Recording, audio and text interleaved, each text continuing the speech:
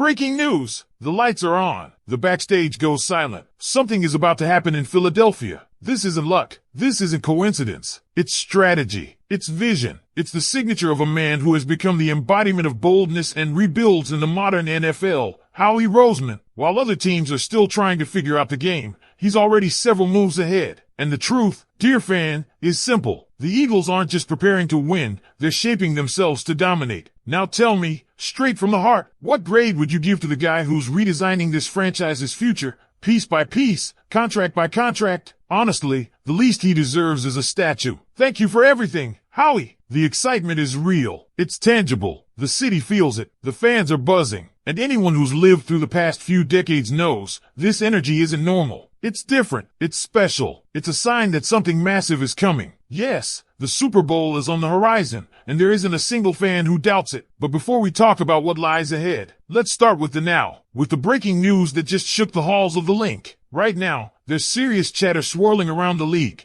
And yes, it involves a name that could shake up everything. TJ Watt. The rumors sparked after a blockbuster trade between the Pittsburgh Steelers and the Miami Dolphins. The Steelers landed perennial All-Pro cornerback Jalen Ramsey and tight end Jonnu Smith in exchange for All-Pro safety Minkah Fitzpatrick and a late-round pick. It's a trade that shocked the NFL landscape, not just because of the timing, late June, which is rare for major trades, but because of the star power involved. Now, here's where it gets spicy for the Eagles. According to ESPN's Adam Schefter, teams across the NFL have been inquiring about the availability of TJ Watt. He skipped the Steelers' most recent minicamp and remains unsatisfied with his current contract situation. At 30 years old, Watt is entering the final year of a 4-year, $112 million deal with $80 million guaranteed. His cap hit in 2025? Over $30 million.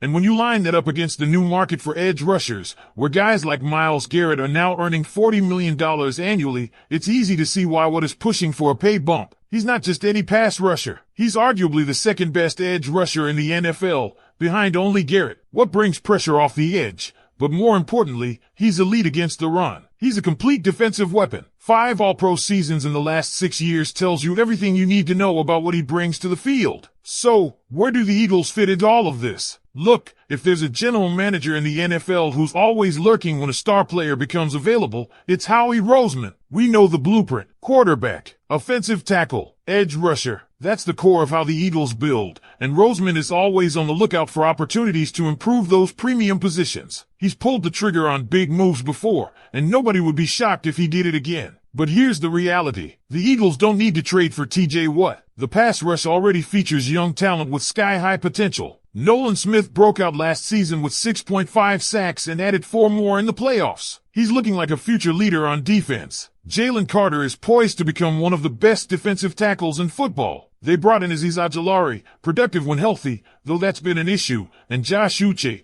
who had an 11.5 sack season not too long ago. Plus, they've got Antoine Powell-Ryland, a 6th-rounder who shows some promise. That said, none of them are TJ Watt. He's a proven game-changer. And under new defensive coordinator Vic Fangio, the Eagles' pass rush does carry a few questions going into the 2025 season. Fangio's system thrives on pressure and versatility, and a player like Watt fits that mold perfectly. But here's where the complications set in. The Eagles have been incredibly cautious with their cap space this offseason. There's a reason for that. Looming contract extensions are coming. Jalen Carter will be eligible after the 2025 season, and if he keeps playing the way he did in 2024, or better, he's going to command a historic deal. Think $30 to $40 million annually. Then you have guys like Reed Blankenship, Nakobe Dean, Cooper DeJean, Quinyon Mitchell, and even Jalen Hurts, who could be angling for a restructured deal if he elevates his game again. Howie Roseman is likely sitting in his office right now, rocking in his chair, thinking through every possible angle. The temptation is real. Add TJ Watt and immediately improve your odds of lifting the Lombardi Trophy. But there's also the long-term vision to protect. The strategy that's been building this team from the inside out, focusing on young, controllable talent. If you bring in Watt and give him the contract he's looking for, it could come at the cost of retaining multiple core players down the line. I'll tell you this, while nothing is imminent, the buzz is growing. Multiple team insiders and content creators not even affiliated with the Eagles are saying,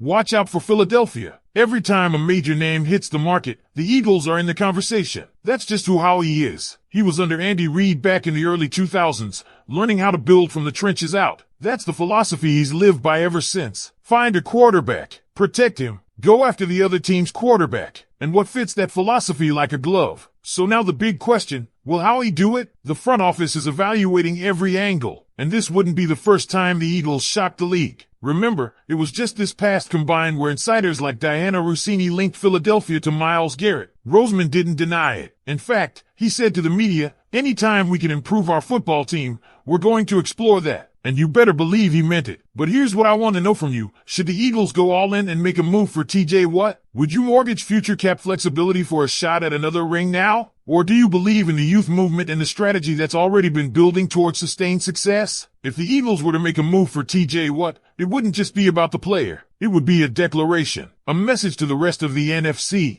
and the entire league that Philadelphia is not just aiming to compete, they're trying to dominate. Think about it, a defense anchored by Jalen Carter on the interior and TJ Watt on the edge. That's the kind of nightmare fuel that keeps offensive coordinators up at night. But let's not forget, the Eagles have already invested heavily in their defensive front. Over the past few drafts and free agency periods, they've poured resources into building one of the deepest, youngest, and most dynamic D-lines in football. Guys like Jordan Davis, Milton Williams, Nolan Smith, and of course Jalen Carter, this group is loaded with potential. The plan has clearly been to develop these young players and let them grow into stars. That's why Brandon Graham's retirement was seen not just as the end of an era, but the beginning of a new one. Adding Watt to that mix would give Philly one of the best pass rush units in the NFL, no question. But it could also slow the development of players like Nolan Smith, who the organization is high on and sees as a future leader. He's expected to take a huge step forward this season, giving up snaps and money for a veteran like Watt could alter that trajectory. Financially, the move is tight, but not impossible. Howie Roseman is one of the most creative cap managers in football. He's restructured deals mid-season, front-loaded contracts, back-loaded them, added void years, whatever it takes to make a move work. If he wanted to make room for Watt, he could do it. But again, the cost wouldn't just be in dollars, it would be an opportunity. Signing Watt now could mean saying goodbye to key young pieces in a couple of years when it's time to pay up. And let's be honest, TJ Watt's health has been a concern. While he's one of the most disruptive players in football when healthy, he hasn't exactly been an Iron Man in recent years. He's missed multiple games due to injuries,